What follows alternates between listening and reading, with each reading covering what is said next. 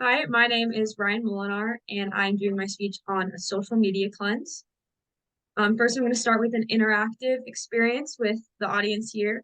Can everyone please take out their phones and check their average daily screen time?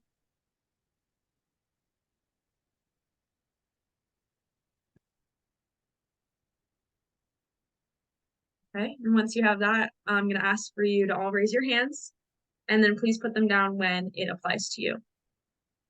So if you have 2 hours or less screen time, 4 hours or less, 6 hours or less, 8 hours or less, or more than 8 hours.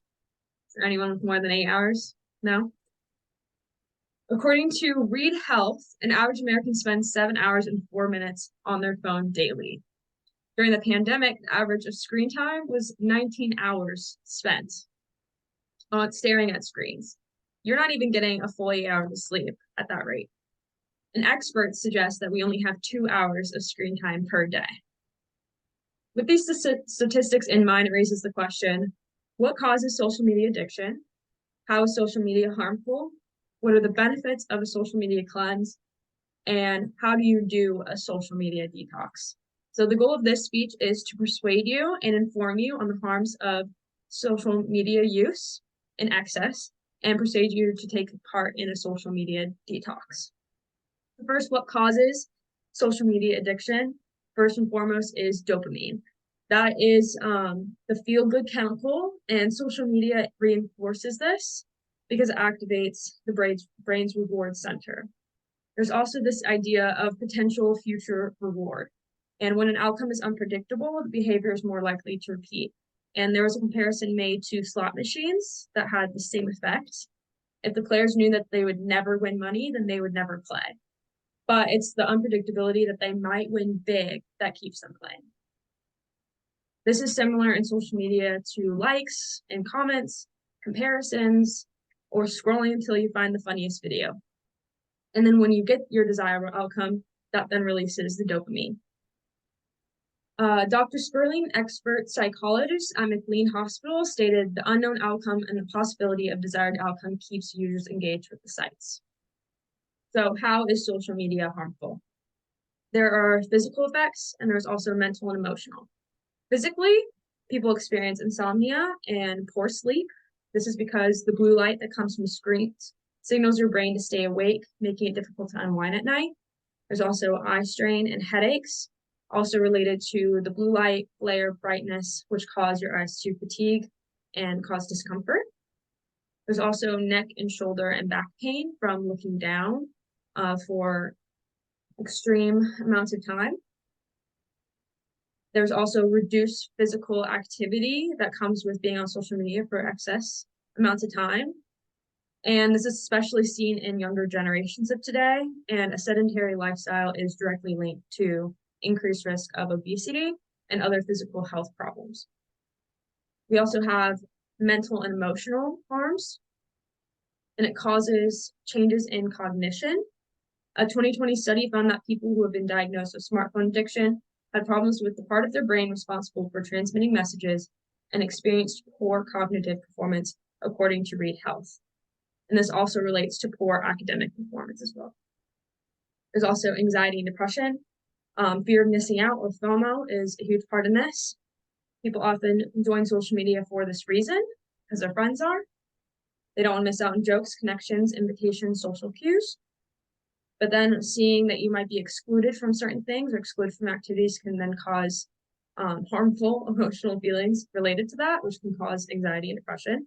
There's also comparisons to other people and to unrealistic situations. Social media often acts as a highlight reel, just showing the better parts of people's lives, or utilize filters or other ways to manipulate their appearance. And when you see other people's content and relate it to your entire life, it then, in your entire appearance, lifestyle, and progress in life, it can lead to low self-esteem. There are a lot of benefits associated with a social media cleanse. Health News completed a study that focused on this and analyzing it. First was enhanced focus and productivity. It helps declutter your mind and remove distractions. during work, academics, any other parts of your life. Improves self-esteem. It removes that constant comparison that I discussed, and also helps you to focus on appreciating your own journey and accomplishments. And then it then develops a healthier self-perception and increased self-confidence. Better sleep due to the removal of blue light. You build more genuine relationships. It creates room for more real-life interactions and more opportunities to engage with people more authentically around you than just through a screen. Increase mindfulness and reduce anxiety, and it encourages deeper appreciation for life's deeper joys. And without the constant interference of social media or social interactions, it helps you to literally stop and smell the roses. And then greater control over time. Without hours of mindless scrolling, there's extra time on your hands to invest in activities you enjoy, such as new hobbies, reading a book, taking a walk, traveling, learning a new hobby. And this control over time creates a sense of autonomy and satisfaction. So now that you're super convinced that you should do a social media cleanse, how do you do one? So here's some quick tips for how to do a proper cleanse. Think about distractions. Start your detox around a time that you can keep busy, that you have plenty of other activities to distract you and direct your focus on. Also, tell your friends and family first so that there's no concern when you're not responding on these platforms, and also to create a sense of accountability. Turn off your notifications. If you don't want to completely delete your apps, you can just turn off the notifications or hide them from your dashboard to remove your temptation. And then don't be too hard on yourself. Not every detox looks the same. Not all of them have to be all or nothing. You can start small by setting time limits or by telling yourself that only certain times of the day you can go on social media. But everyone has their own balance of what is healthy and sustainable for them. So find what's healthy for you. To conclude all of this, social media can be highly addictive and can be harmful to avid users.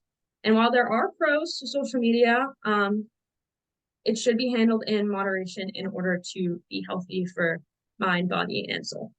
I hope you consider the benefits of a social media detox and are persuaded to try it and experience this positive change in your life. Thank you for listening.